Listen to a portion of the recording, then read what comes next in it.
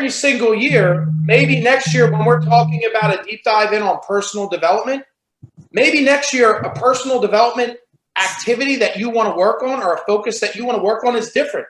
I mean, I could tell you, I don't know if you guys all agree, but for the most part, I mean, I'm almost in a different mindset space or something different that I want to work on every 3 months, it seems like. So, you know, as we deep dive in on this stuff, every year there's going to be different things that you're going to want to focus on. And by the way, the things that we're coaching on right now, you know, some of you aren't even nailing it. So next year, maybe it's like you had to hear it first. You have to, you know, for a lot of people, sometimes you have to see other people do it first. And then it's like, okay, well, I do see it working. All right, so maybe I'm going to start doing it now. So maybe next year, after you see the results of what breakthroughs people are having this year, maybe next year you'll implement what we're talking about at a higher level.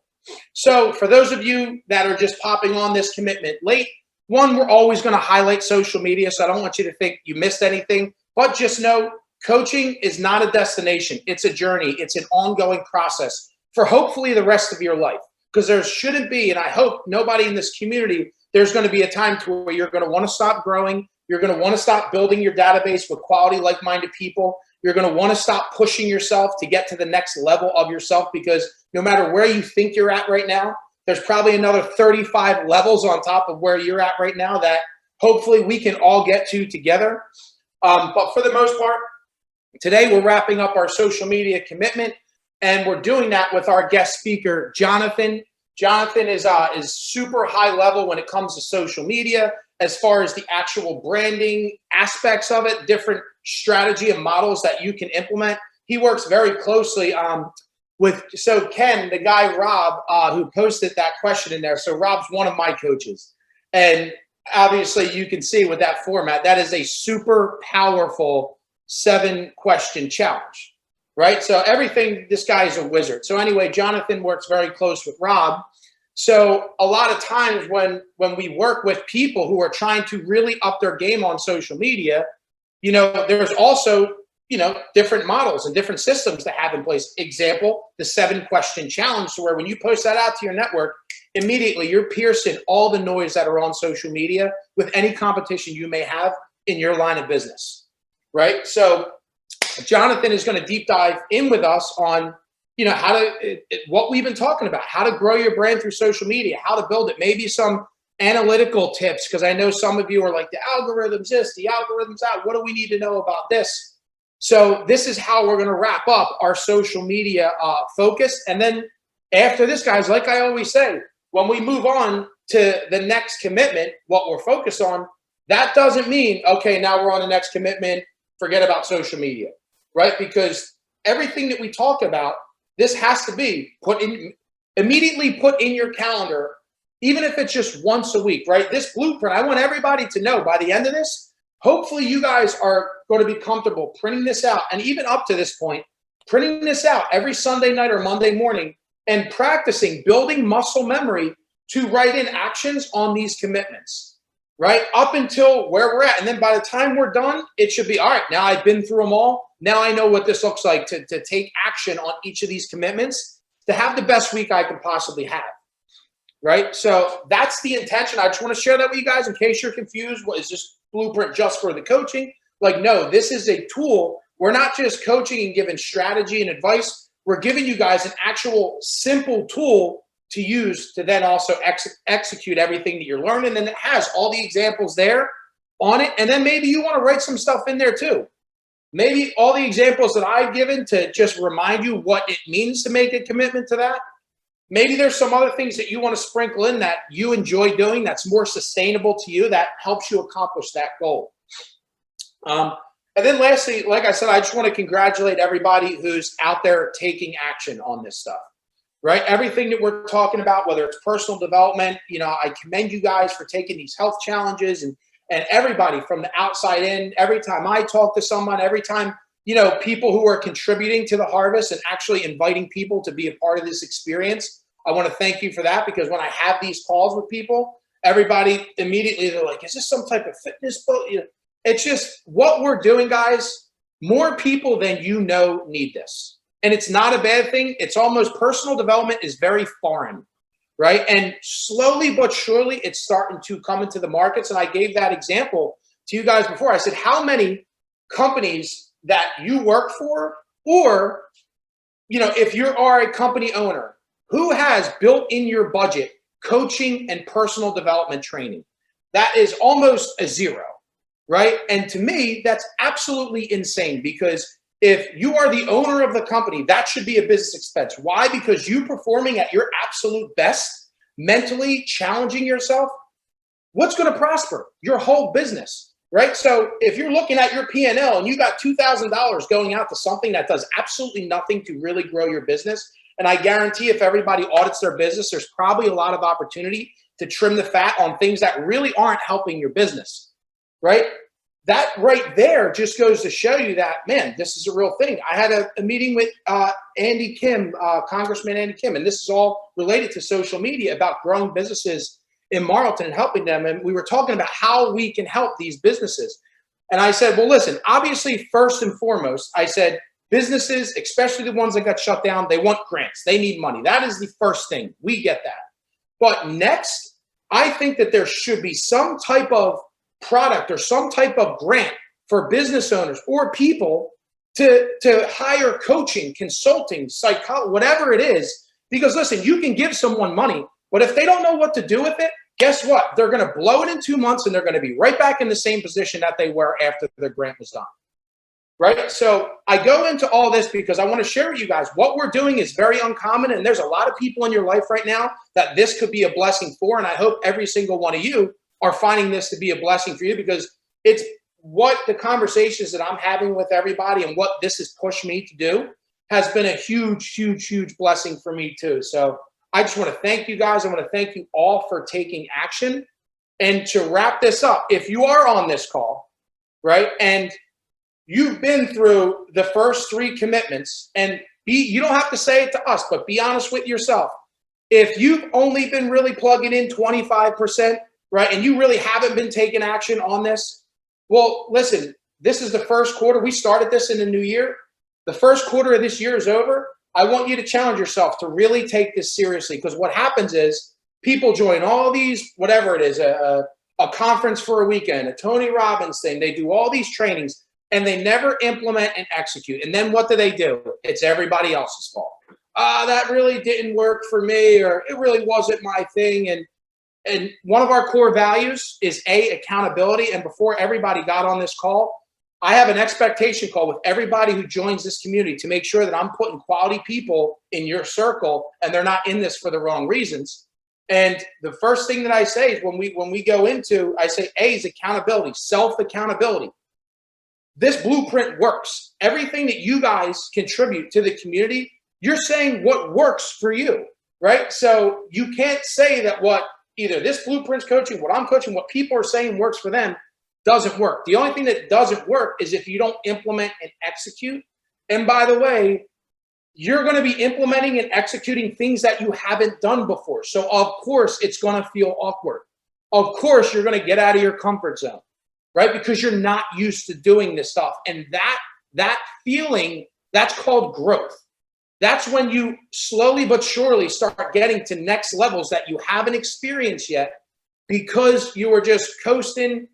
And listen, some of you I'm not saying anybody's in a bad position right now. Some of you got to where you got at probably only 30% of your true potential, which is absolutely phenomenal. But imagine if you guys went all in on something like this, or all in on what we're talking about, the levels that you could be at. And that's one thing that I invest a lot of money to be in, to be put in circles to really push and challenge me, because I know there's a million other levels above me that I don't have I haven't accessed yet. And I got to be around the right people. And most of the time I got to invest to be around the right people that will actually give a shit and push me to those next levels. So thank you all for implementing what we're talking about. I hope you're seeing breakthroughs. And if you haven't yet, guys, now's the time to switch that over and start doing things you haven't done, and have faith that this works. It's working for people in this community. You got to just wipe that out, have the faith that it works, and start executing.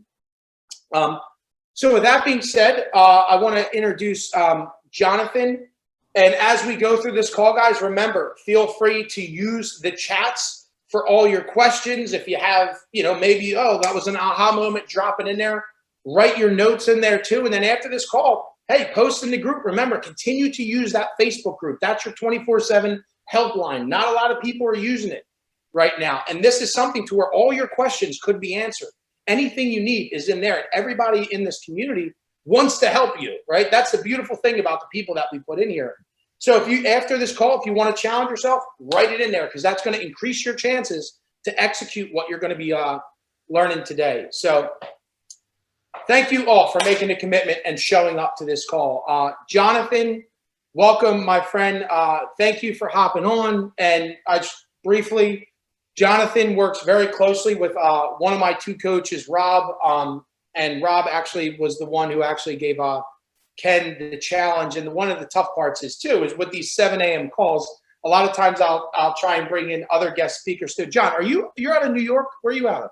Yeah. So I grew up in Jersey, but I'm out of New York currently right now. Oh, perfect. So, sometimes too, like when I'm trying to schedule our future Zoom calls, like for trainers, everybody's like 7 a.m. These people are out in like California, and they're like, oh man, the last call, John, Sandra, she was like, listen, I never wake up, but I'll do it for Devin. So that's the thing I'm trying to get over. But for the most part, John works very closely with my coach, Rob, and he's very high level with teaching social media, the details of it, how to grow your brand, models to follow to help make it easy for you to grow your brand on social media. Because what I find is that's what a lot of people need.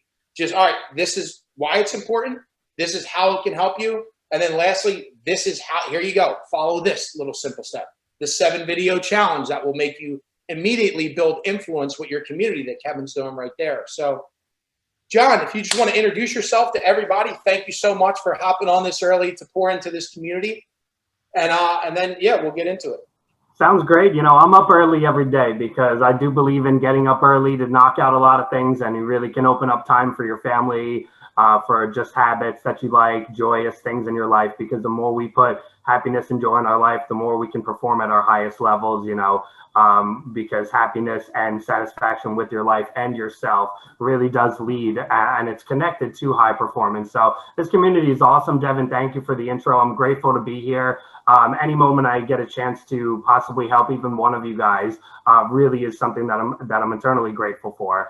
So you guys know I'm living in New York. I'm from New Jersey. Really quickly, I'm not going to drag this story out. Is simply that I grew up in a very big family, and I'm the youngest. And in my environment, my old environment was really terrible. It was really about having fun, partying. I was getting into trouble and all this stuff. I ended up destroying my entire life, and I wanted a fresh slate. So I just randomly took off, moved to New York.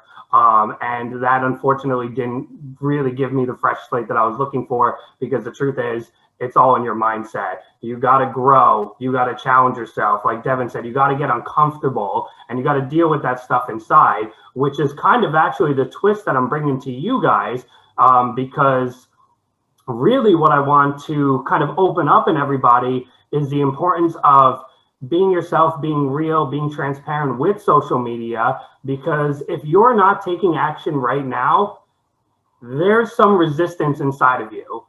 Most of the time it's coming from fear of judgment, fear of negative opinions.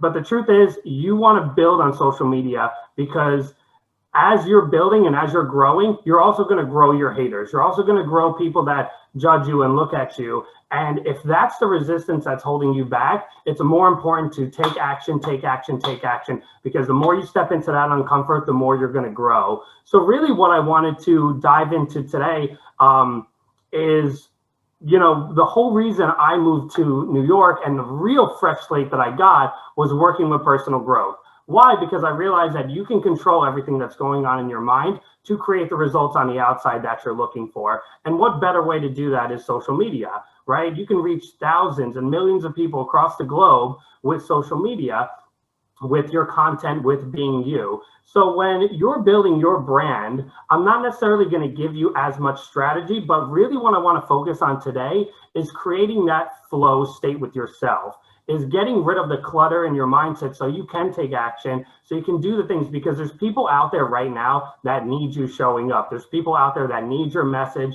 that need your content, and every most people, so most of the business owners I work with, when they're struggling with this, it's usually the 5 people that have been around them their whole life that control their action, that keep them in that comfort zone, that judge them, that they're afraid of their opinions. And it's not the millions of people that you can help with your message, with your content, with your programs. So that's something that's always not surprising, but it's insanely common, is that old group is controlling this new you that you're trying to really embody. And that could be exactly the disconnect that's causing you to not take action on the strategies that you guys have been going over so far. John, so what I want to really talk about, go on, Devin. No, I want to give one example here. Immediately when you say that, the first thing that comes to mind for me is the friends I grew up with, right? The friends that you grew up with, right? That, or whatever it is, that immediately for me, because what I'm doing, they're not used to seeing. And a lot of them aren't entrepreneurs. A lot of them don't have businesses and have to, grow a brand, have to kill what they eat, and I'm sure I'm not the only one where the kids that you grew up with or the people, the friends that you grew up with, oh man, I know when I put this out there, then I hear from this. And that's the crazy thing that stops you from, and I love the line that you said. You're like, you don't know who needs to hear your message today. Right? Ken went and did that, but like, you don't know. And the great thing is, guys, it may not be someone that liked your post. It may not be someone that commented in your post. And then next year, you're going to get a message or you're going to get a call. And then that's where that dialogue is going to come. I want to thank you for all, how many times I hear that. And I've never even, I didn't even know we were connected, dude. Like, where were you? You know what I mean? But you can't focus on that. Hey, so Devin, continue, man. I just wanted to bring that example. Of course. Someone else was going to say something. Devin, yeah, it's Ken. Can I share something with the group that sort of touched me yesterday? Yeah. When I put that first video out about who you are, this is the father of a girl that my son was dating, who, long story short, he just broke up with her horrendously. He's a 15-year-old kid. It was his first time. He didn't know what he was doing. He was horrendous. He couldn't have done it worse, right? So I've always been uncomfortable about how do I stay in contact? Because we started to become friends. His parents and I started to become friends. And I was like, I don't know if I should acknowledge their post on Facebook because maybe they're pissed off at me because my son, it was just kind of one of these things. It's just a story going on in my head. So when I posted that yesterday, the father of this girl sent me a private text on IM, and he said, I saw your video post. Everything that you said about yourself is exactly how I feel about myself, the things to which I aspire. I don't know about me, but from what I know of you, you are living up to everything you hope to do. Good husband, father, friend, person, definitely kind. You are someone to emulate. So that was really sort of kind of blew me away, just in that, somehow that message reached him, and it was just pretty cool. And it sort of spoke to me about what you're talking about, like who do you know that you might touch or get a message to. So it was pretty cool, and it really had an impact on me about just, getting out of my own head to just do this. And then whatever happens. And there'll probably be some haters, like you said, Jonathan, but maybe there'll just be some people that I touch that will make a difference. And I might not even know that I made a difference. And that's pretty cool. The truth is, if you're having else now, let's stop the call. That was amazing, dude. Are you kidding me? Like, what more do you guys need to hear to just implement stuff? That's phenomenal, dude. What an awesome story. It's very true. If you're growing haters, that's good news. Your goal should be, I want 15 more haters by the end of the month, because that means you're putting out content. You're going to be changing lives. Also, don't get addicted to the dopamine hit of likes and comments. They should just be analytical. That's it. Look at that as, oh, this content resonates. Maybe I can go deeper on this content, repost it. But because the people that are going to buy, the people that are going to want a deeper relationship with you, most of the time aren't the ones that are liking and commenting. They're seeing your stuff. They're having an emotional reaction. They're connecting with you. And then they're going back out into their life. They're not really commenting because you hit them deep. And then they see you again. And then they see you again, which obviously consistency, hugely important to be consistent. And they keep doing that. And the more they resonate with you, eventually, they're going to just either reach out to you, they're going to eventually comment, and then you can send them a message, and then you can just have an open conversation with them. We got to separate ourselves from the noise, which is also a huge point, is that you are the brand. Your product or service might solve a huge problem, but it's you. It's your post of your lifestyle. It's your post of your content. It's the post of you being authentically you on camera and dealing with those fears of social judgment and just continuing to put yourself out there. Because I promise you, it goes away. It gets easier.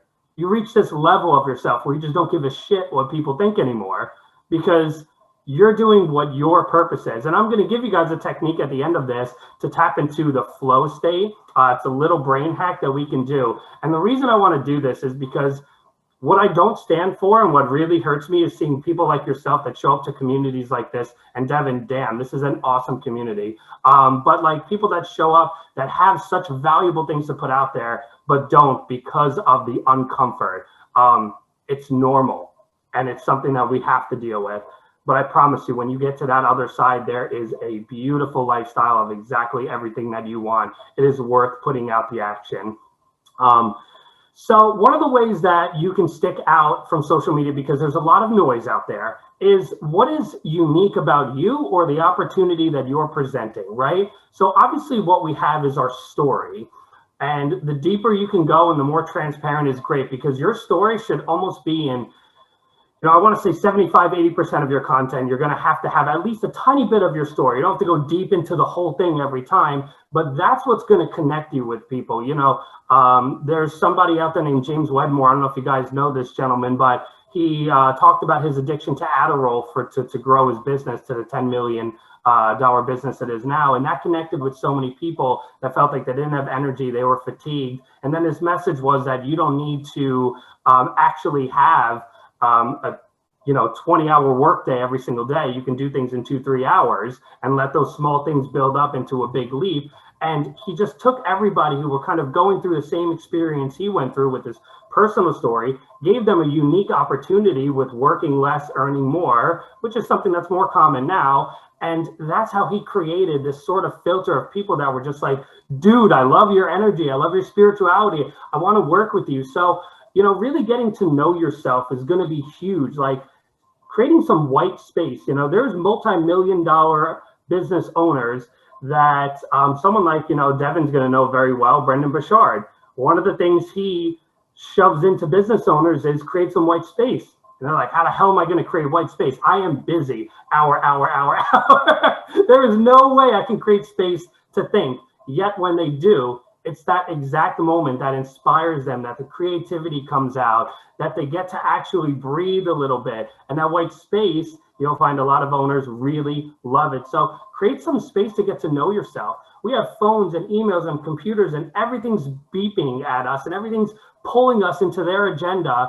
And we need to really just open up time to feel ourselves, to see our thoughts, to learn about ourselves. And if you can do that, you're going to find that level of inspiration to put out your story, put out your content, not give a shit what people say or think about you. Because the truth is, every single one of us can do whatever goal we have. We can accomplish whatever dream we're envisioning in our mind. We just have to consistently put in the action, be obsessed with questions in our mind of how we get to that next level. One of them is a community like this that Devin so brilliantly, put together. So that's really the first thing I wanted to mention is just your brand. So and continue to be that. What you just said is how this community was born. So I was doing 75 Hard. During 75 Hard, you have to read books. At that point, I was reading the first book that I was reading was Start With Why. And then that gave me the breakthrough of the why behind my real estate company. And it was built off of the word community, inspired community. So then that came up into my mind, community. Then I read a book called The Wealthy Gardener, which is one of my favorite books in the world outside of Atomic Habits.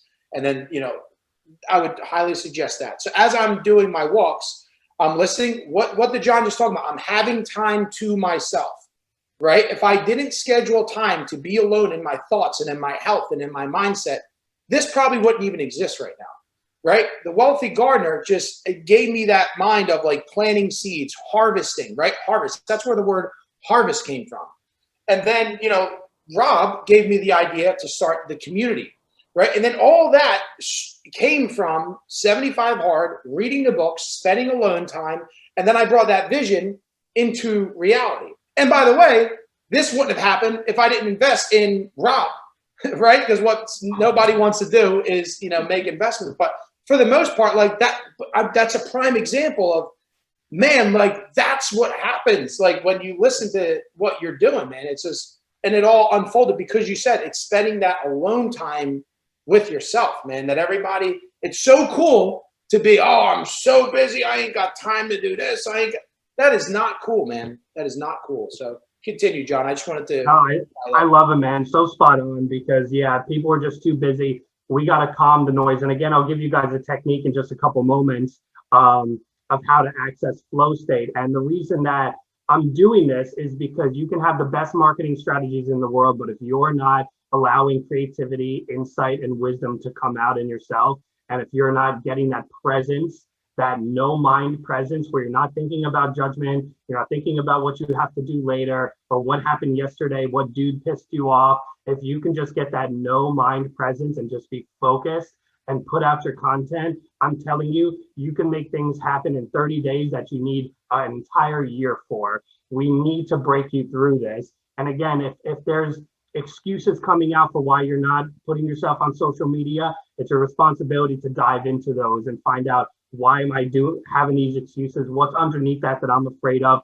What's holding me back? And then just stomping that to the ground with your why. Your why's got to be so big. It's got to be that burning desire that all this other stuff doesn't matter. And that also that why comes from deep belief. You got to believe in yourself. You got to believe that you can do this, because if you don't have belief, it's going to be very difficult on those days where your mindset is really beating you up, right? We wake up stressed. We wake up dehydrated. We got to set our intention. We got to get motivated every single day. And then we got to just get focused. So beyond your brand, be entertaining. Don't just put out content. We want to see you. We want to see you laugh. We want to see you get mad. We want to see actually your personality, because, 10 of you may be doing the same thing in business, but there's certain clients that are going to get attracted to specifically you because of your energy, because of your story. So we can always differentiate ourselves from the market. We can get out of that red ocean and create that blue ocean with our story, our unique opportunity,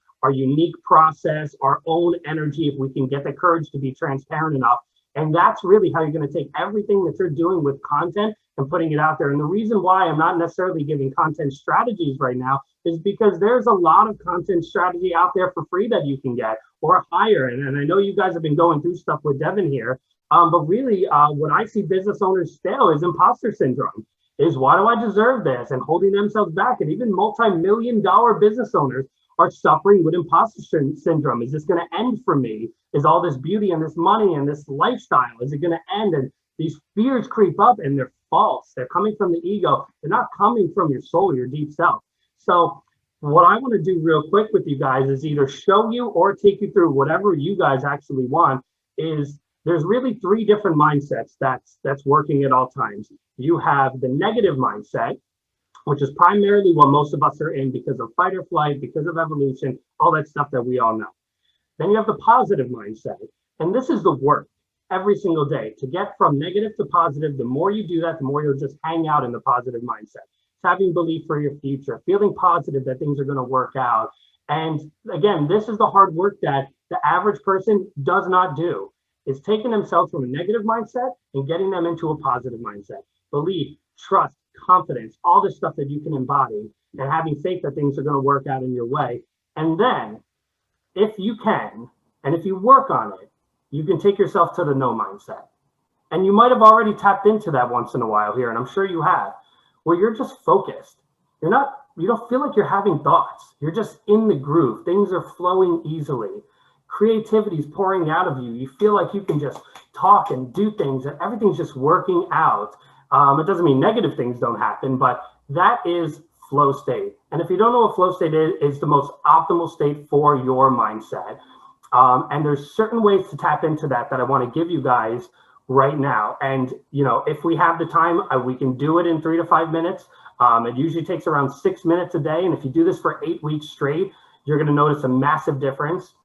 The science behind the most optimal state is if you do this single point breathing technique to get yourself into that flow state. What happens is if you do this for 8 weeks straight, and I think I should eventually make this a challenge because I take it with certain clients, but what happens is you'll notice a difference in your brain. You'll have more gray matter in the prefrontal cortex. That's decision making. That's awareness. Awareness is the gateway to wisdom and insight of how you feel deep inside. That's going to get out your products and services. That's going to make you not feel judgment when you put out content. All of this stuff is going to be on fire. Your hippocampus, memory, stuff like that's going to be very important if you're putting out content and you want things to flow. You're going to have more gray matter. You're going to scientifically notice a difference in your biochemistry if you do this every single day.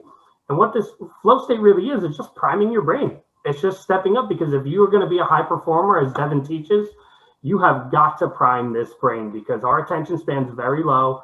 We have social media, we're checking it every single hour. And what's that doing is that's actually taking us away from that state.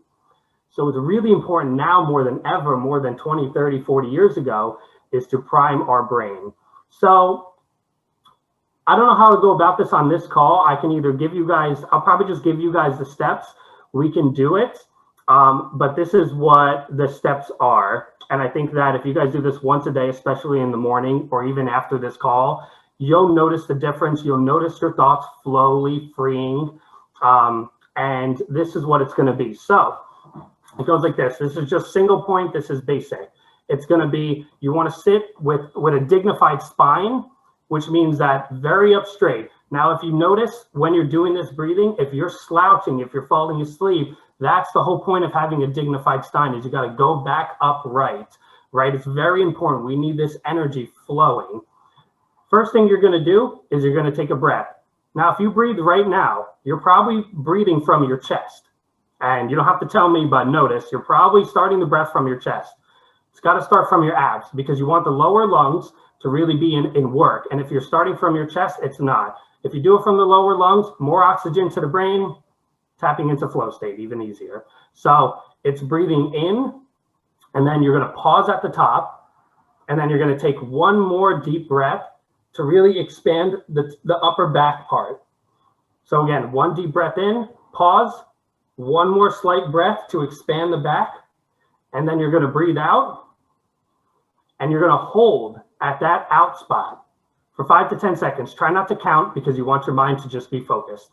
Your thoughts might wander, just bring them back to the breath. Now, that's going to be uncomfortable. And as Devin said, uncomfort equals growth. That is the point of this, is when you let out all your breath, you want to hold that for 10 seconds. You're going to want to breathe. You might even panic for a second. You got to get used to this. And then you just want to repeat that over and over. Same thing. In, pause, slight more breath, out, hold for 5 to 10 seconds, and then keep doing that for around 5 minutes. You don't have to time it either, just go with the flow. After that, you're going to go back to regular breathing, just regular deep breathing, and you're going to have thoughts of gratitude. Gratitude is going to, again, light up different parts of the brain. So now we're going into gratitude of your life, because if you're not grateful for your life, you can't have more, right? More has got to come from, I'm happy now, I'm not in lack, I'm good, everything's great, now how good am I going to get this? And that's where you're going to grow, because your energy is different when you're working from, I'm happy, I'm confident, and not, oh, I need more so I can be happy. We want to get away from that. So if you do this once a day for 8 weeks, 5 to 6 minutes max, you can fit that in. If you don't, that's an excuse. Dive into why you're not doing it. You will see a difference. There will be a difference in your brain. There will be a difference in your performance, in your energy. And this is going to be a game changer for you. So again, in, hold, slight breath, out, do that a bunch of times, and then have gratitude. If you guys need me to do a video demo, I would definitely do that for you and send it in the group. Kevin, the Duke, wrote it in the chat. So if you guys want to write that down, screenshot that, Jonathan, that is phenomenal. And I like, excuse me, I like that you said 6 minutes if you have time, because one of the things that, I'm really deep diving in on with Brennan was the fact that he goes, listen, I never tell my clients to schedule back-to-back meetings, ever. Right. And, now I've started practicing resetting. Like, that is a way to reset. When you get off of a call with a client and it's a disaster, it's like a fire call, right? I'm putting out this fire. Imagine going to the next call. Who's next? It's like, I feel bad for that person that's about to be on this next phone call. But no, not when you like, this is a great tool to use because man, the mindset that it gets you and then you just release. And Brennan does this thing where it's just like you say release in your mind over and over again. And my goodness, man, talk about high performance. And that's what he means by like a high performance day, you performing your conversations, your meetings, your everything, man. And that's I want to highlight imposter syndrome, man. That's something I deal with all the time, right? Same. I listen to, and a lot of people on this call, like Andy Frisil, everybody's doing the 75 hard. Ed Milet, these are people that own companies that are worth hundreds of millions of dollars, and they still have it, right? And the cool thing is I look around in this community, right? And if everybody, let's just say it's Easter weekend, right? Everybody on this screen, they all go to their own family meeting or barbecue, whatever it is, get together.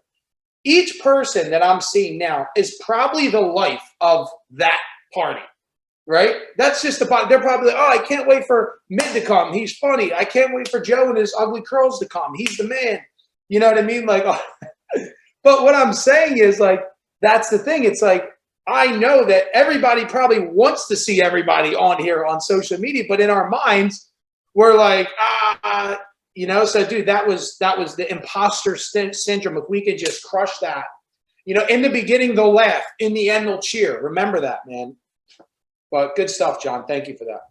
Thank you. I mean, that's everything I got for you guys today is just really putting yourself out there, being bold, and just to top off the last thing, Devin, I had not just my friends, but my family was also like, get a salary job. What are you thinking? Trying to grow a business? My friends like literally called me an imposter. Like we have a game night where we'll jump on Xbox and first person shooters. I'm a gamer, love to do that on the side. And, it was weird for a while with them. And then all of a sudden they come around after they see different results happen. And they're like, oh, what's up with you? And their energy change. And it's like, man, I have winners around me now. You guys are all winners. And it's just crazy. And you just got to keep taking action, guys, because this fear, this judgment, I promise you it will go away. Maybe not 100% all the time will go away because I still have my moments every day, every time I'm about to put out content, but you just learn how to say F that and you move forward. And that's what I got for you guys today. Awesome. So the floor is your guys. Do you guys, listen, anybody wants to bring up anything like how can we help? You guys have questions for John? This is just open discussion. Kev, I saw you raise your hand. You're up. John, just a quick question about the process, man. First of all, thanks for coming today. I really appreciate the opportunity to meet you. And honestly, it's a privilege and a pleasure. And this isn't all rocket science either, right, dude? So it's not like it's just breathing, but people need to take the time out of their day to stop and do it, and they'll see the benefit. My question is, would you think that it would be okay for someone to do this laying down? Like if they were, as opposed to sitting in a chair, just because like I'm personally working on my posture. So, but also I realize that laying down would probably give me the same effect. It might be a little more relaxing. I don't know. It's just, So I would highly recommend sitting rather than laying down. If you want to try laying down, the only difference that you're going to really run into with laying down is that your body's going to be in a position and getting the signals that you're going to sleep. So you just have to make sure that your attention, because your attention has to be on connecting one breath to two. And then if your thought goes away, come back. See if you can make it to 4 breaths back to back. So really, you just want to have that mindset intensity. So if you do lay it down, just make sure you're focused. And I would just mix it up. See what you love, man, and go with what you're feeling. One thing, can I add one thing? When you do lay down, also the weight on your diaphragm is different. So when you're breathing, it's not going to expand the same way. Sitting down versus laying, sitting up versus laying down. So you don't get the same expansion. But just comment also, Jonathan, if you notice this one, like he says, not rocket science, or Kevin says not rocket science. If you look at all the things that are designed to help you get better, right? Meditation, exercise, prayer, even if you think about it, a lot of it comes down to focusing on your breathing. Right? It's all about the breath. Like everything across the board, it's about the breath. There's not one thing. It's like, I'll do something good that you should be rapidly breathing, or that they're at the end of it. I mean, when you exercise, you are rapidly breathing, but at the end of it, it's causing a deep breath. The oxygen exchange is at a high level, right? So, so I mean, it makes sense, because if you're not focusing and taking that time to stop and do that during the day, meditate, exercise, what have you, this is a good way to get in there and say, okay, just don't even meditate, just be mindless, if you will, or, just free your mind, but still focus on the breath. So it's good stuff. Spot on, man. Jonathan, I want to thank you for this. For me, I have severe adult asthma. So breathing for me is always intentional. It might sound crazy, even though it's an involuntary action. I have to think about my breathing. This and oftentimes you get caught up in the heat of the day, and you stop that. So this is going to force me to pause. Like Devin, like you said, in between back-to-backs, pause and do this, and make the time to do this. And you have to make the time to do this. Yeah, and Devin, I really like that. I mean, you have better meetings, whatever you're trying to do that day. And I hope everybody now, they're training their minds that anything that we talk about, internal, mental health, I hope that you're all seeing why it also helps your business, right? And prime example. Now, John, quick question. What about standing, right? So I invested in a standing desk, which has been awesome, like my energy levels throughout the day. And then I lower it when I want to sit. What about standing? And I know you're not a doctor. Full disclosure, guys. I don't know lawsuits in here. You know what I'm saying, Kev? Yeah, but I'm obsessed with the brain and flow state and just getting people to release the shackles that they have in their mind. So, but yes, I'm not a doctor, of course. I think standing is great. The breath is the tool that we have 24/7 that we can utilize wherever we are. We can relax ourselves. And the first thing that we do, and by the way, Michael, I have asthma too. Got my albuterol inhalers ready to go if I ever need it. In fact, I actually don't use them anymore because I'm consistent with this. So I've totally stopped all of my medicine, and my asthma is pretty much completely gone, other than when it changes from cold to hot, hot to cold. Yeah, I mean, you can use the breath anytime. And honestly, we tense up. We start like huffing and puffing every time stress comes in, or we get a negative comment on social media. You might not even notice, but you're tensing up. So yeah, standing also, breathing is just, honestly, it's that freaking magical tool that we have 24/7, wherever we are, anytime we need it. Yeah, Ken. Yeah, Jonathan, just real quick, and Kevin, thanks for putting the notes in there. There was one comment you made, Jonathan, though, that wasn't in the notes, and it was about going back to regular breathing and going to positive thoughts. I think it was how you put it. So I just wanted you to kind of touch base on that a little bit. And you said 5 to 6 minute max. I took that as the deep breathing, and then the positive thoughts was after that point. So I just wanted to kind of make sure I was clear on that. I kind of get mired in the details sometimes, so I want to make sure I'm clear.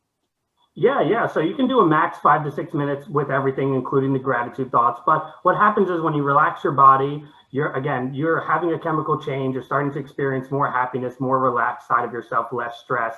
And what you really want to do is you want to set your intention, because the visualization, thoughts, all of this stuff is really powerful. So when you're starting to feel good, you want to have thoughts of either gratitude of where you are currently, about your life, about yourself, or future cause. Like if you're trying to be a speaker, imagine yourself on stage, because again, your brain doesn't know the difference between imagination and reality. And the more you feel it, the more you feel like that life is happening.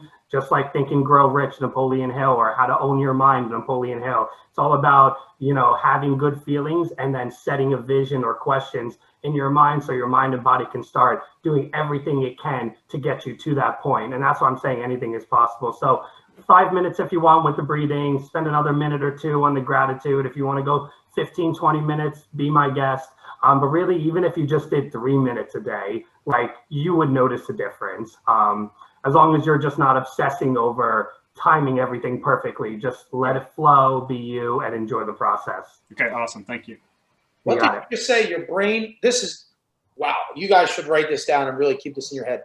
Your brain doesn't know the difference between imagination and reality? Yep.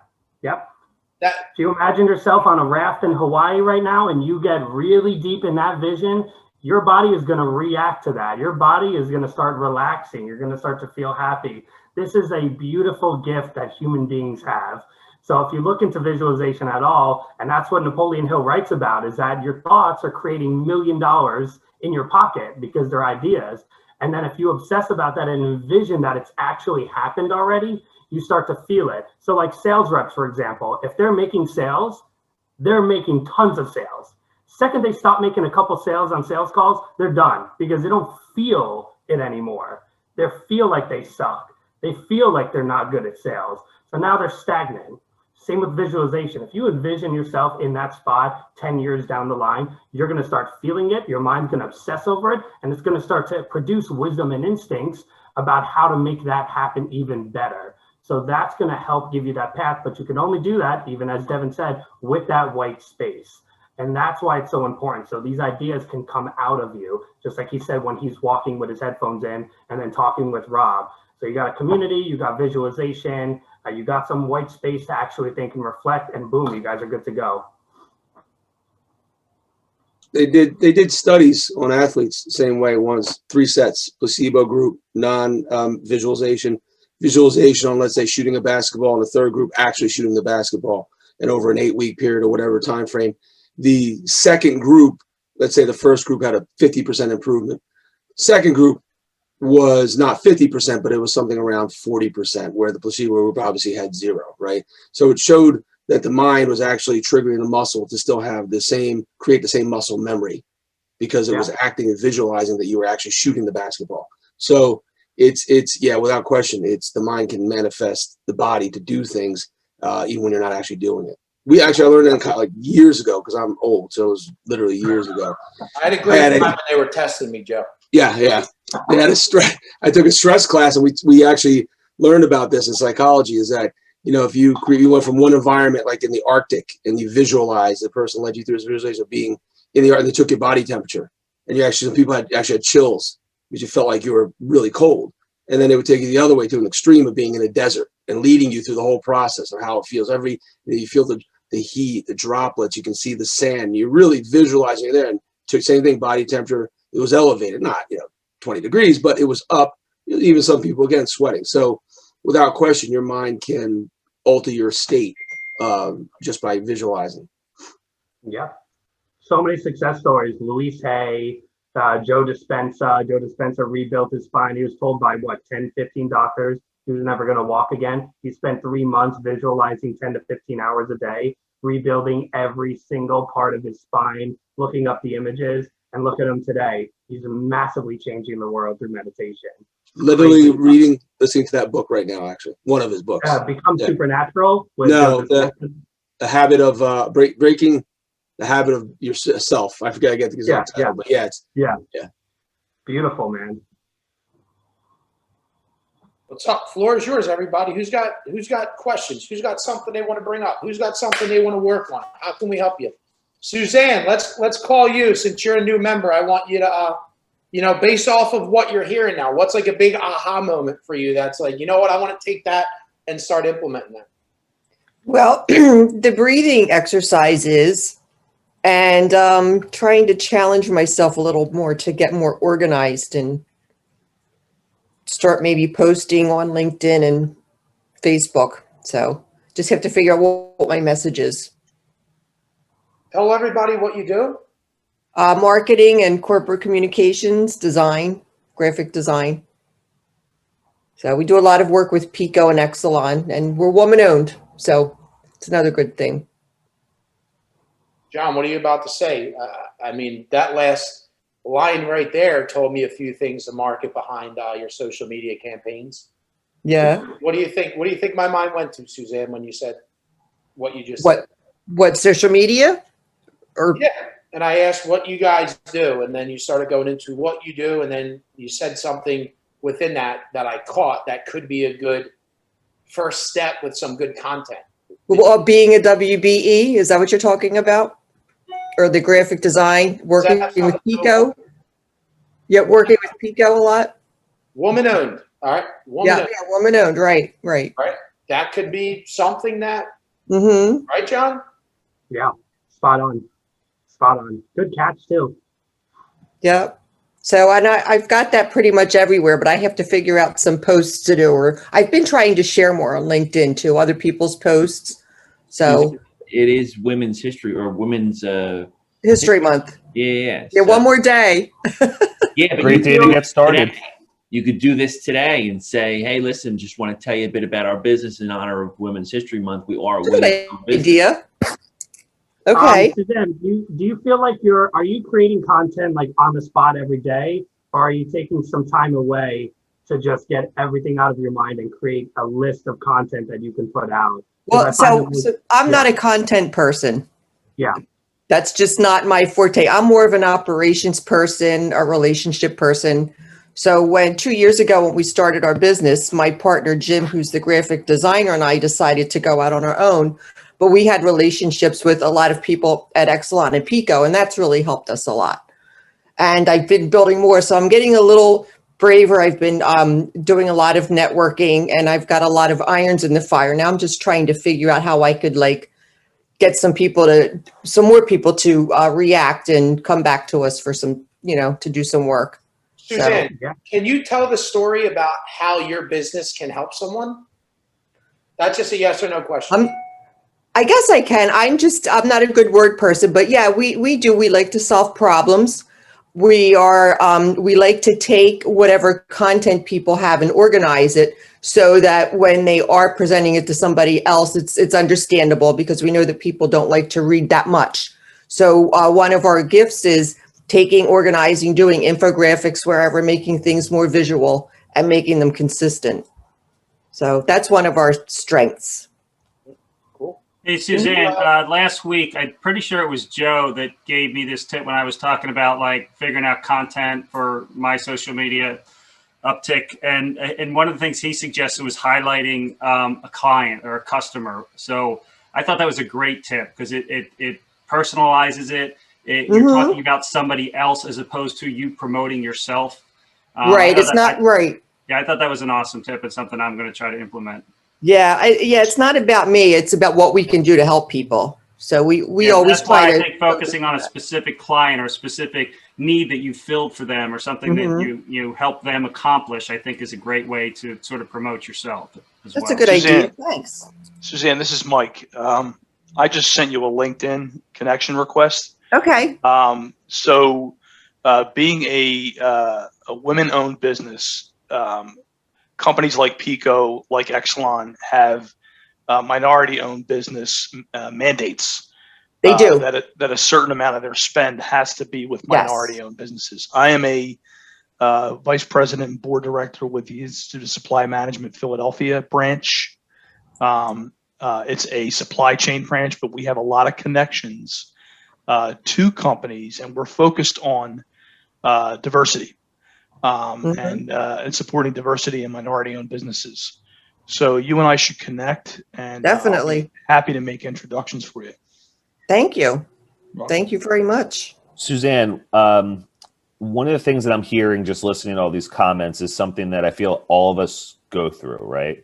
And it's I want it to be perfect. I want to make sure that like what I'm putting out there makes sense, and I want it to be scripted, and I want to hit these points. And I found myself in a position where like I was going a month between posting for that reason. And it didn't do me any favors. It didn't do anyone here or any of my network any favors. So what I've found is the videos that I enjoy watching the most, stuff that Tim puts out, the stuff that Ken puts out, the stuff that a bunch of people on this call and outside this call put out, is authentic information about themselves. I'll have to take a look at that too. Yeah, and it could just be today's the last day of National Women's Month. And I wanted to highlight myself as a women-owned business, and I'd love to connect with more people and share my story and just do that. And then you'll have everyone in here driving some engagement by commenting on it for you. And then all of a sudden you're going to start seeing some really cool things happening. But we just don't worry about perfection or anything like that. Just be you and be authentic about it, because that's why people are going to do business with you. Well, thanks. Yeah, and it doesn't have to be lengthy. I understand that too. So yeah, not lengthy. I'll give it a go. When you said I'm not a content writer, right? So two things. Be careful what you say. I'm not, right? You know, there's a reason why I specifically asked you, can you tell a story about how your company can help someone? Well, you just gave me content. Right? Like, so in your mind, like you could be a content, maybe not write it. I mean, you probably could write it, and it doesn't have to be some remember, guys, what we talked about is when we're marketing and sharing our business, we got to act as if we're talking to a 10-year-old kid. Yes. That's what wins all day, every day, right? So, if you were explaining to whoever in your family what you do, and then also, can you tell a story about you, your own self, your own journey, where you're from, why you picked a woman-owned business, right? Now, this is for everybody, because when we're talking about creating space in your calendar, the one thing Brendan was talking to us about was he works with people, billionaires who own, 10 companies, right? So when he says this to them is you got to find time on your calendar, right? To John's point, oh, I don't have time. He goes, most of the time I can take their calendar and always wipe off at least 50% of what they have on their calendar and leverage it to other people. The key word I said in there is leverage, right? So you're creating space for your calendar. What do all business owners or anybody in general think in their mind? Nobody, I have to do everything in order for it to be so great because I'm the best at every single thing that there is.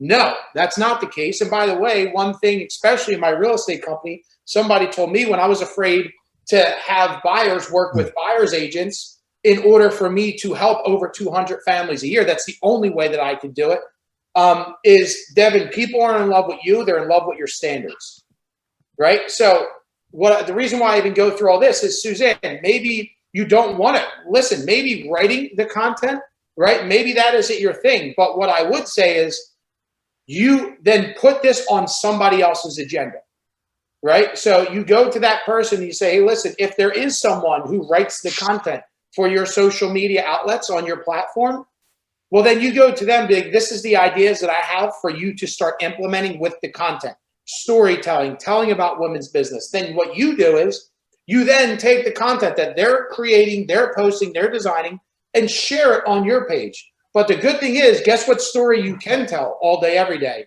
Your own story, right? And then that's where maybe you're sharing, with people in your family. You're sharing your experiences in life. You're sharing something that you're working on. You're sharing something, a community event that you're supporting. And then you also share the business content that your company is creating and designing. Does that help? Helps a lot. I'm going to put myself out there a little bit. I have gotten better at content, but it's just something that's been a slow process for me. Yep. Listen, I think Jeff's right on point though. I think your first video, I see it just what he said. Hey, Women's History Month is just about to come to a close, and before it does, I just wanted to say a few words about who I am, what my company does, and we're a women-owned business, and the history of that. Why you started your business and why it's so impactful, why it means so much to you, and what you do for your clients, and why you think that means so much to them. I think that's a 1-minute video, and if you did that, I think you'd get so much response from that. Tim, do you think Thanks, you could Tim. feature Suzanne's company on one of your talks? You're walking and talking with Tim? Absolutely. Yeah, whoa. There's big sponsorships that come with that, all right? Nobody is on Tim's walk and talk nowadays. No. Or maybe the better thing would be, Suzanne's going to feature another woman-owned business. Could she feature your business? Wait, who's What? that? Did it freeze or? Could she feature your business as a woman-owned business? Mine? Yeah. Wait, say that again. You want? No. I got joke. All right. I was just going with it. I'm like, my wife's really the boss, so maybe. Yeah, my wife's the boss of me. Mine's a women-owned business too. Here for my life every day. Technically, yeah. So He had me for a few seconds. I'm like, what is he talking about? I don't understand. but Kevin, what are you doing to me? you're on to something though, Kev. I think and maybe He is. was sponsor or spotlight. I think he's on something. I don't know if he's on to something.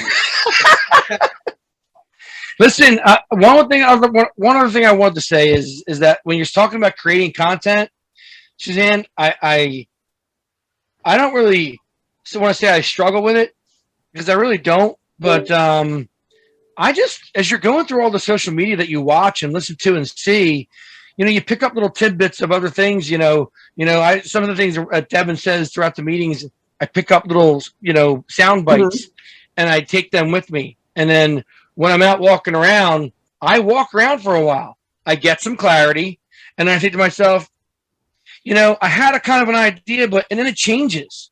And then I have to think, all right, I have to change everything I was thinking about saying. And then again, it's really not scripted. You guys know it's not scripted because I screw up half the time when I'm doing them. But the fact of the matter is, I may redo it once because, I totally flubbed it, But, here's the thing, I'm walking on the beach yesterday, making that video that Jeff was just talking about.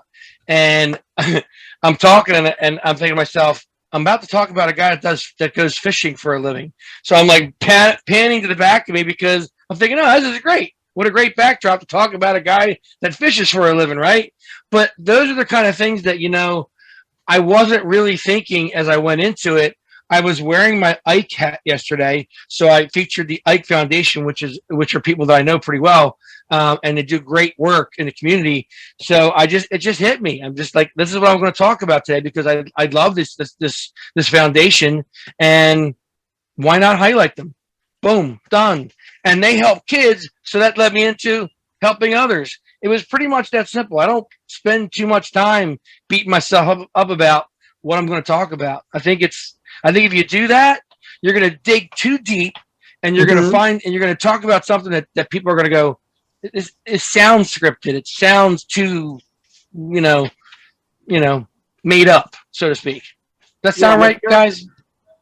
Yeah. And if you're feeling like stuck, Suzanne, it's a good chance you just need to seek a little bit more clarity and just keep it basic. What do you want them to understand? What do you want them to feel? What do you want them to know about you? Something like that. What emotion do you want them to feel? Enlightened, excited, and then just go and just do it, and you'll just get better. And as Devin said earlier, don't worry about being perfect, because honestly, every time that you fail, it's not really a fail unless you don't learn from it. So as long as you look back, you learn a lesson from it, and you implement it going forward, you're just going to keep rising, get better and better.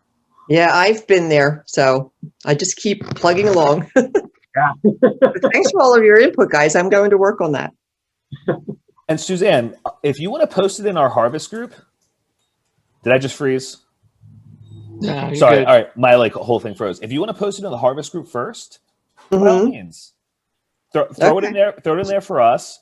We're going to tell you that it's awesome and to post it. Just FYI, but just might be a way to make it more comfortable. Okay. And Suzanne, can I just add to that? Jeff suggested I did that, and when I did, that's when Rob challenged me to where I'm at today. So it's got its pluses and minuses. And there's people in the group that you could send it to too, and just say, "Hey, what do you think of this?" Okay. Last week before I posted something in the group, I actually sent it to Devin. I'm like, "Hey, is it okay to post this? I don't want to sound like I'm preaching to anybody, And he said, "No, just put that in there." So delete. Yeah. I've got my mission. Oh man, good stuff. Well, yeah, Suzanne, you know what to attack now up into the next call. What else? Who else? I'll call people out if I need to. We got about a little bit over 20 minutes to get whatever help you need, to ask whatever you guys wanted to talk about. Ask John anything. Vince Ciroli.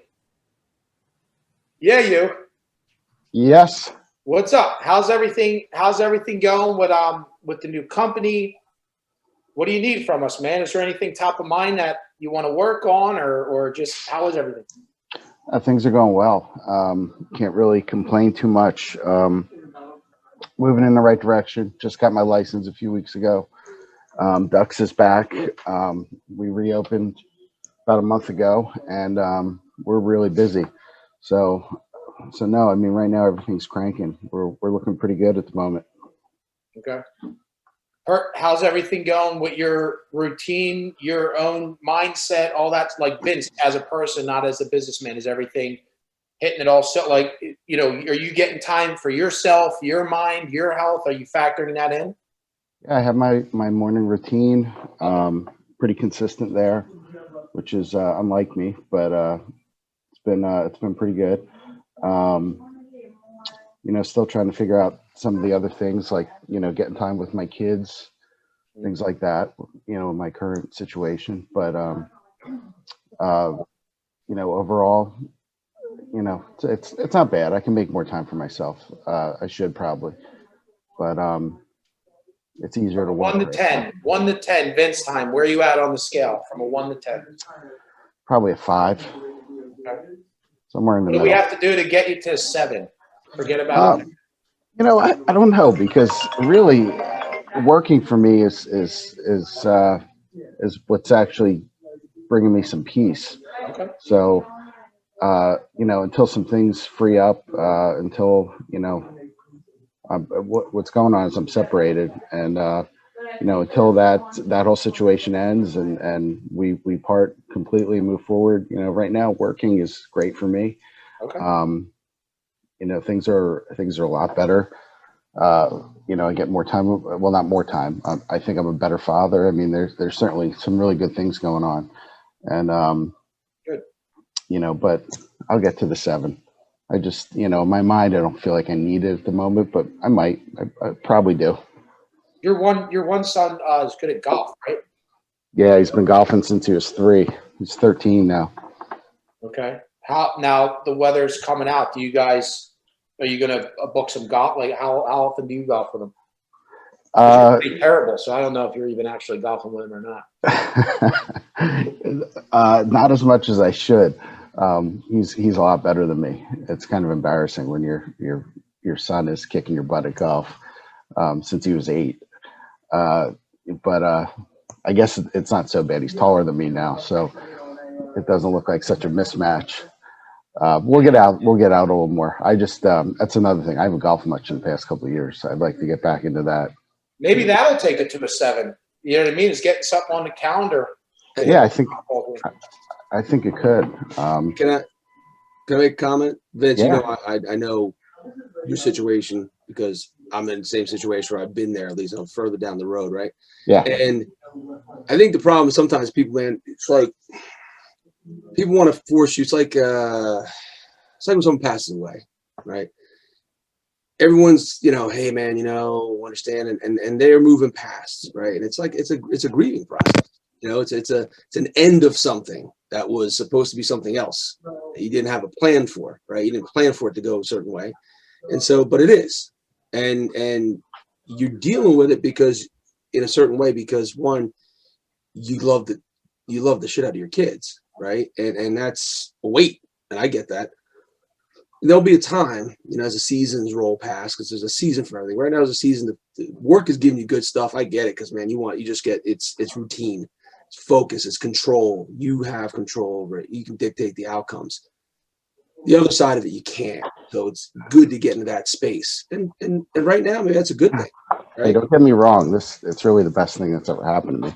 I have no doubt. I am not unhappy, even a little bit. It's just work is a way to kill time. Work is a way to spend the time. I don't go out. I mean, obviously you can't go sit at a bar these days, but I don't go out and do that kind of stuff. Golf, yeah, maybe I'll start getting back into it a little bit more. But right now work is just an outlet, and I've got basically 3 businesses at this point to run, and I put a lot on myself, but that's okay. It's what I want to be doing. Stuff. Well, get that on the calendar. Get some golf on the calendar, brother. Yeah, I'm going to. We go to Top Golf a lot, Joey and I. But we got to get whatever golf. Yeah, no, we got to get out on a golf course though. Because that 3 businesses is great, right? And I know that you're intentional, but make sure, especially if that's good for your mental health too. You know what I mean? Definitely get that on the calendar, because those 3 businesses will take every slot of your calendar if you're not intentional with this space every week or every month or twice a month is a non-negotiable.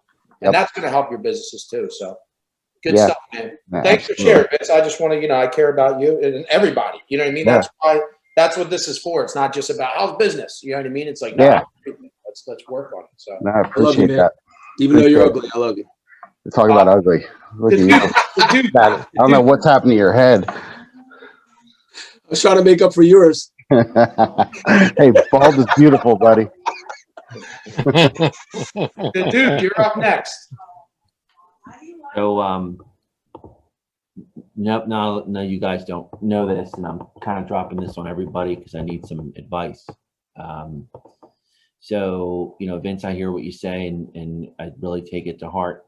And what works for you. And I talked to Joe about his situation, and every family, every life has a different path in some way, shape, or form. So, like, I get that. My marriage is in trouble. And I'll tell you guys now, has a lot to do with my lack of a commitment of putting family first. I mean, it's difficult because I've opened up this business, but my wife doesn't feel supported, and she doesn't feel like I'm, treating her with enough respect. For people here who were business owners, or at least part of families where you've owned businesses, does anybody have a suggestion on things or focuses I could take to better show her my commitment to her? Because, Vince, for you and your situation, you mentioned that it's the best thing that's happened to you in some time. And Joe, you and I have talked about your situation. I hope you don't mind me disclosing a little bit. I mean, you guys are better off together.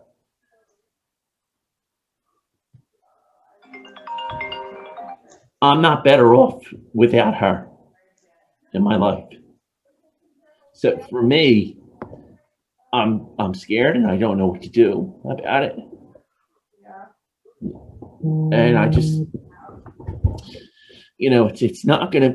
My kids are young. They're 4 and 1 years old next month. Well, 5 and 1 next month, and I just don't. I don't know what to do. Yeah, Kevin, quick question. Do you, after your busy day, after you're working on the business, stuff you're passionate about, and thank you for being brave and sharing that, do you feel like you're present, after you're done working and you're kind of with your family, or are you just thinking about work a lot and kind of running through the motions in your mind? I'm constantly thinking about my business. It's a constant. It's a lot of stress. I dealt with a lot of stress getting out of the situation that I was in. Sometimes things happen during the day here because I'm in the same, I like my space. I like the office space that I have, but I'm in the same building with my former partner, and it's a toxic situation, frankly, and it throws me off. He does something to fuck with me or fuck with a client, and I've got to take time away from my business, and it takes time away from my business, then it takes time away from me, that takes time away from them. Like when I come home, I have nothing to give them. There's no me left at the end of the day, and a lot of it has to do with the fact that I'm obsessed, with this business. Like jumping into work has been an escape, but it's for all the wrong reasons. I talk about my why. I talk about it. I don't put it into action, and I need to start doing that more. Because it's at the point where, we're talking about a marriage counselor. It's like my wife and I have been together for 17 years. Been married it'll be 9 years in June. Like it's, I don't know how we got to this place. She's telling me she doesn't know how we got to this place. But I feel like I know how we got to it. And it's me. It's me and my neglect of her and the stress and the abuse. I had a stroke in January from just working too much. And now I'm sitting here at the end of March, and it's like, what the fuck did you learn from this? Clearly nothing. And that's frustrating to me. I'm pissed at myself for having not learned the lesson and learning the ability to refocus. Try to focus on so many different things with this business. And I just can't, I'm not handling everything well. It's one thing is being successful and another thing is not. And if I had got to choose, I would shut this fucking place down today. to save my marriage. But I know that balancing it all and being able to have a successful business and be personally committed to myself will give me the ability to commit to them. And I just need a starting point. So, Kevin, dude, I love the shit out of you, you know that. And, you know, I found when I was open about things that it was freeing to me, right? Problem I had, and I'm not saying you had this problem or have this problem, but I know, and I know a lot of guys, who do run that. Yeah, I had financial services, my own company for 18 years, and my own pool and spa company prior to that. When you're that type of personality, you're a driver, first of all, my job was always to protect the family, right? So that meant not just in my mind, this is not just physically, but, you know, financially in every way. So emotionally. So I wasn't throwing the stresses of the day on the table when I got home. How was work? Work was great. Because why am I going to burden work sucked because I don't know if money's coming in next week, right? But money would come in next week because I would hustle and do it. But so the family wasn't seeing the highs and lows in my life. But on the business side, they were just seeing the ramifications of it. They were seeing the manifestation of it when you'd come home stressed and you'd say it's good. And they're like, well, you know, why are you stressed out? Why are you angry? Why are you snappy? Why are you this? Why are you that? They're not asking me the question, but they're seeing it, right? So I don't know if me having that revelation earlier on would have changed things. I think it would have. I don't know for the better or worse. I think we're two different personalities. So I just, maybe something else would have caused it. It's arbitrary at this point. Again, we're better for the kids, no question. But I know for a fact that was a piece that I was not putting on the table because I thought I was doing the right thing by protecting the family, by not having them worry. I'll take the worry. I'll take all the blame. I'll take all the stress. And it'll be good for the family because I'm providing income. I'm doing what I need to do. But that was obviously the wrong answer. Now, and I say not necessarily, do I lay it all out there? No, maybe not that. But do I engage? Should I have engaged more and had them brought in, or at least, you know, my wife, you know, at that time? I don't know, but I know I wasn't doing it. And I know that was a major factor because I was a different person and there was a mystery as to why. The why was easy for me because I'm worried about all these things. But you get to so far down the road, you can't put that on the table. Well, I'm worried about this, and this. Okay, what do I do? Then I come back the next day and do the same thing. That was my problem. That was my issue. But as I look back, I think if I'd have found a different way to do that, a different place, maybe a middle ground to engage and have her be what should be in a relationship is a partner, right? And that when you have a business, when you're the owner of that business, you know, your wife, your family comes along for the ride. They're partners in that business too. They're invested just like you are, right? So in everything, they have to have a part in it. Again, not that you're necessarily laying everything out there, but they have to know, hey, you know, I don't know if you have those quote unquote family meetings. You know, we did counseling for a long time. I can't say it might have helped. I think it helped at the end of the day. It helped me be a better person where I am now. I'm not saying it helped the relationship, but actually helped me to look backwards and realize, okay, those are some good things I did. Those weren't good things I did, and helped me to come to a better place about it. But it opened my eyes to what it boiled down to.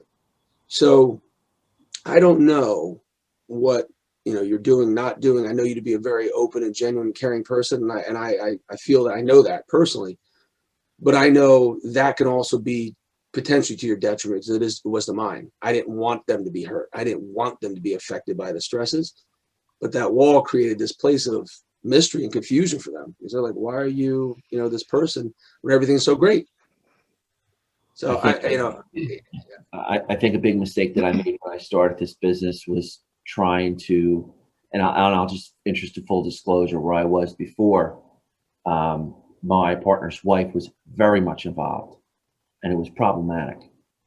The business that he had did not grow and succeed because she was constantly intervening, and she did so much so that it pushed me away for the better. For me, not for him, because I realized I didn't need a partner in law to have a successful business. Because I'm at the point now in this work where I have I have too much to do.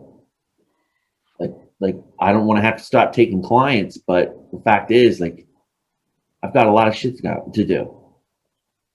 My problem was when I first started it, and I made a mistake with this. I told her up front, you know, the wives aren't involved, but that's so wrong. I'm realizing that now because she is a partner in this. Like, she's as much of a partner in this as I am, because everything that I do, if I succeed or fail, it affects them. And it's, you know, and that's the hard part. It's putting yourself in her shoes, realizing like, look, man, she's got faith in you. She hitched, you know, herself to you.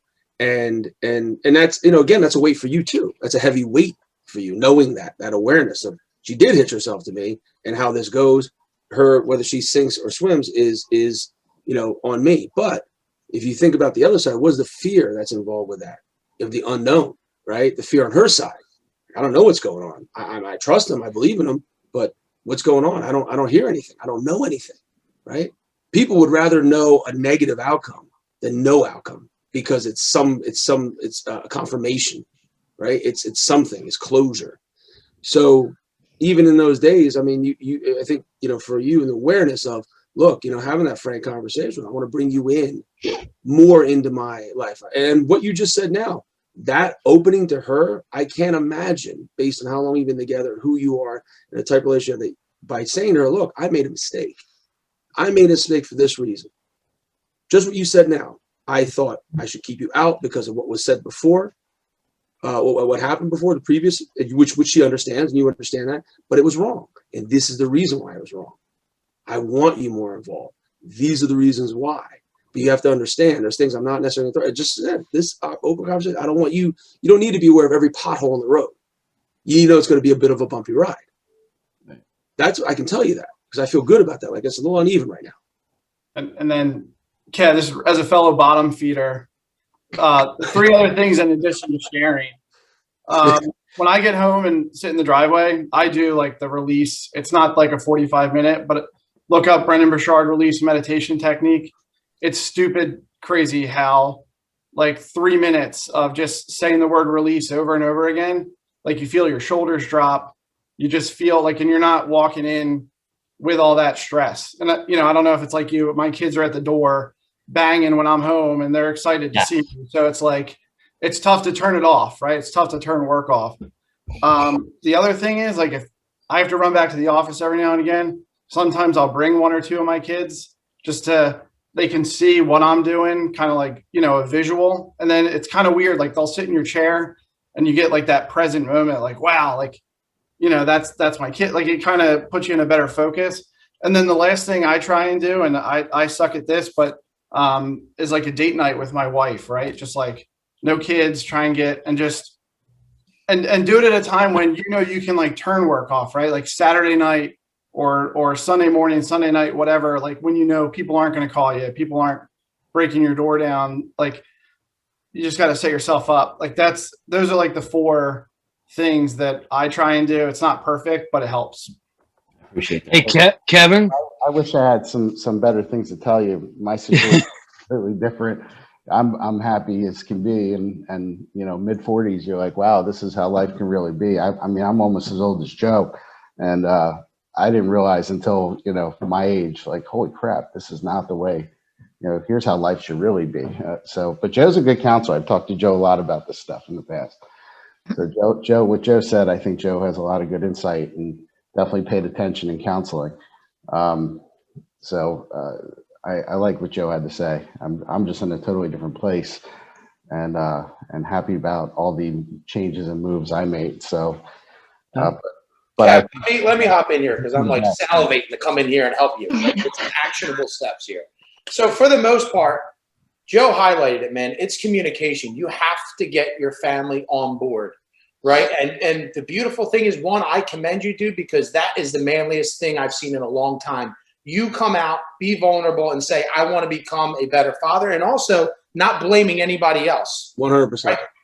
And that was awesome. Now, it could, like to Vince's point, it could be the other end, be like, dude, but you already affirmed it with yourself that you want to make this work, right? So I want to commend you for that, dude. That took a lot of strength, and I would tell that to your wife. This is a much deeper conversation, but I want everybody to kind of hear this because there's some good actionable items. But one thing that I would do is I would set a time to sit and talk to your wife and be like, this is what I'm trying to do. And this is, I care about it so much that I brought this up to a coaching community that I'm a part of. And, I want to try and figure this out because my home court is much more important. Listen, at your funeral, they're not going to give two shits about you were a good attorney. They're going to care how the father you are, how the husband you are.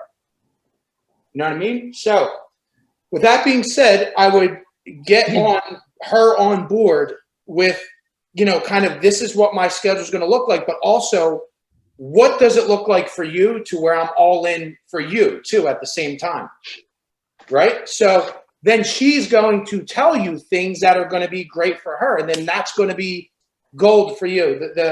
That's effective communication, having this conversation, showing them that you care, and having a plan in place, and letting her say, what does it look like for you? And then when she says it, and this is anything in leadership, you got to get the people that you want, whatever it is, like they have to own it. And then when she tells you what she wants, well, guess what? It's not what you said, it's what she said, right? So now that's what you can take and build a plan.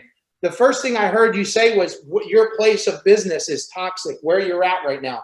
You got to get out of there, right? And I know it may sound difficult, but at the end of the day, that's even if you got to build a home office until you get to your new space, you got to change your environment, and you don't want anything in your way. You know what I mean? And that's one thing to get out of that environment. Well, guess what? That's going to help you.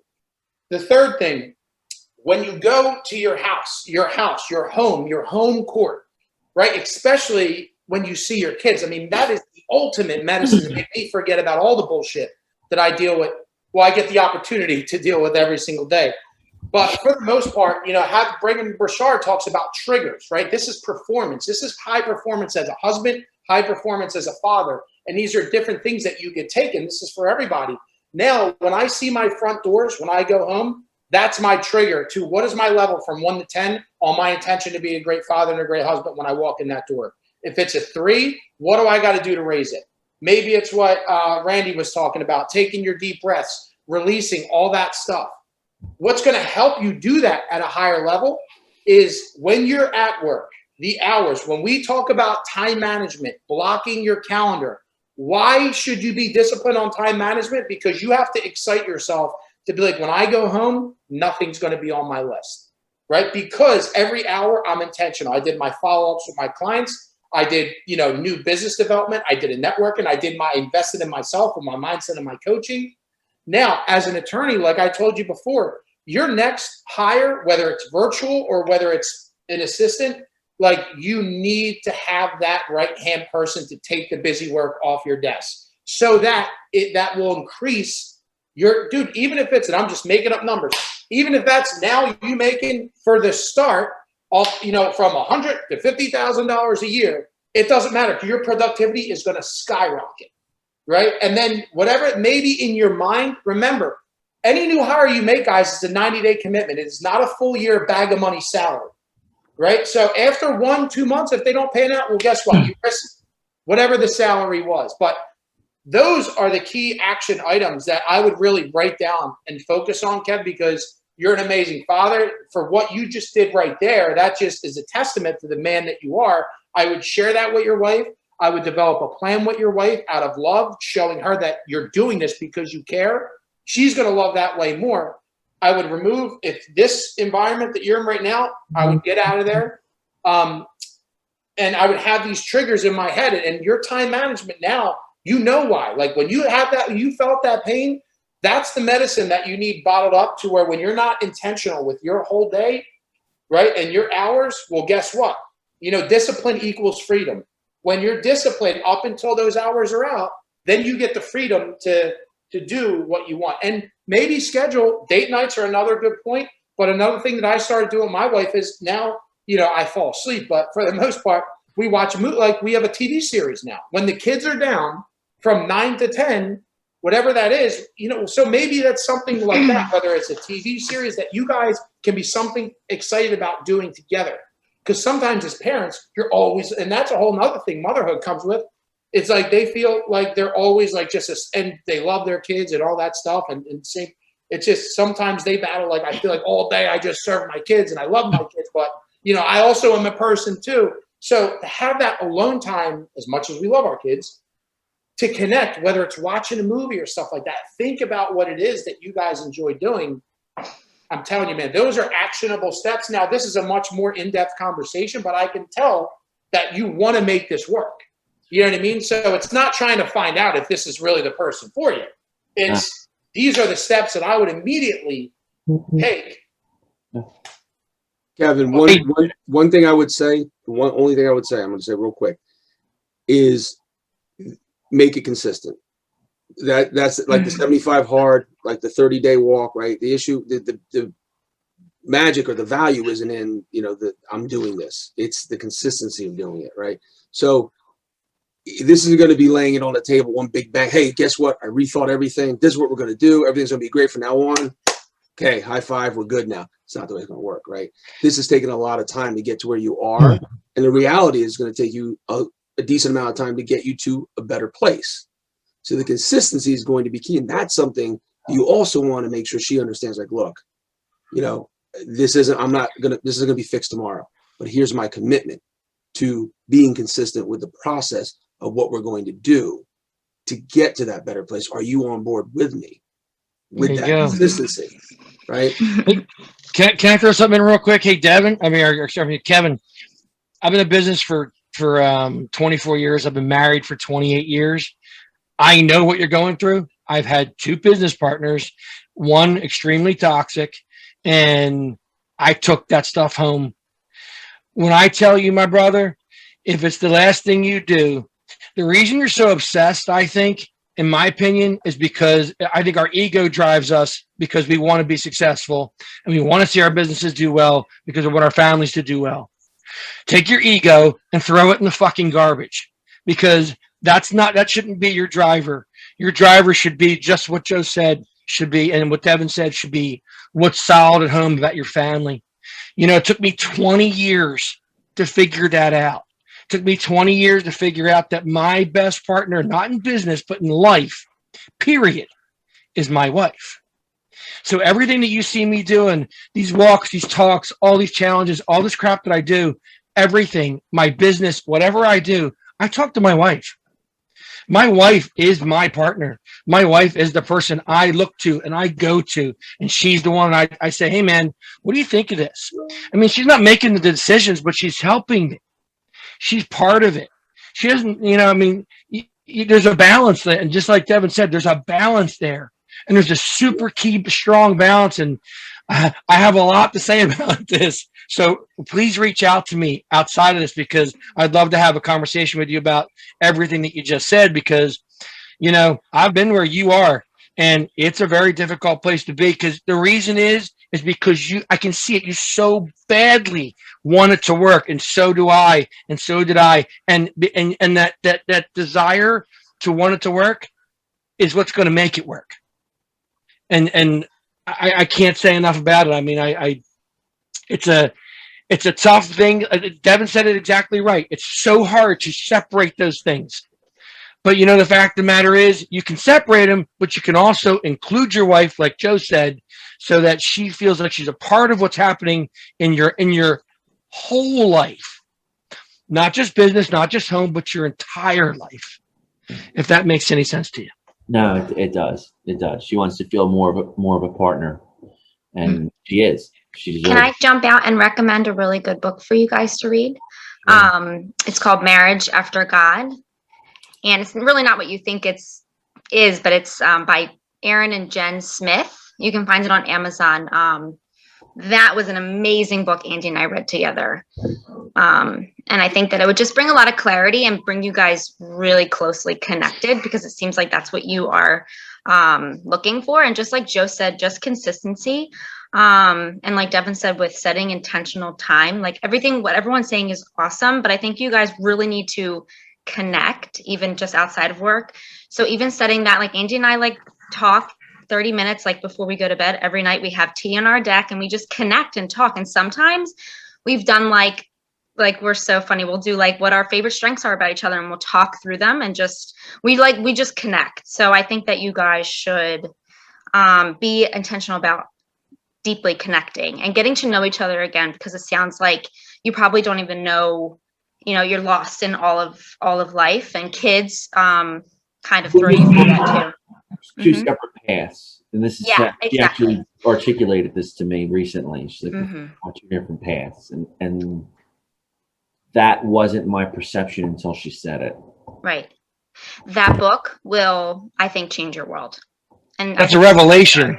Yeah. That's a revelation for you, my friend.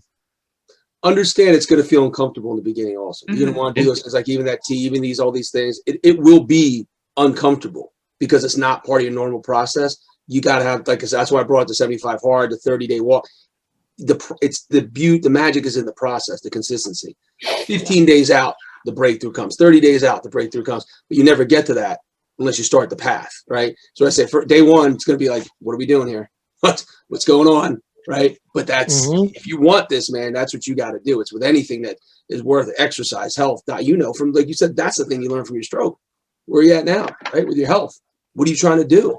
One big you had thing to wake up. was, I thought, like, with my ex-husband, like, I was like, he won't even care if I leave. He's so wrapped up in his world, and he's the volunteer fire chief, and he works, and there was another woman involved, whatever. I'm like, he's not even going to care if I leave. And he finally pushed me to the point where I left, and he broke the fuck down. And it broke my heart because I was so done at that point. Oh my gosh, I just cursed in front of the kid. I'm so sorry. I was so done at that point. And then I'm like, wow, he really did care. I had no idea because he just didn't say it. If you go to your wife and you say, I don't want to do this without you. I can't do this without you. Like, that is such a huge starting point. Just that one sentence, just let her know that you care and you don't want to do it without her, and go from there. And I'm always available to talk to any of you if you need to talk. Amen. Stoicism is great if they know that's what it actually is. Pride and ego, man. They are not your amigo. Ego is not your amigo. So we'll leave it at that. Guys, this was, another amazing call. Kev, thank you, Love you, man. I learned a lot from this conversation, and thank you all for what this community is about. So great call today, everybody. Thank you, guys. Have a great weekend. Stay strong, Kev. Yeah, stay strong, Kev. You guys, good luck, Kevin. We all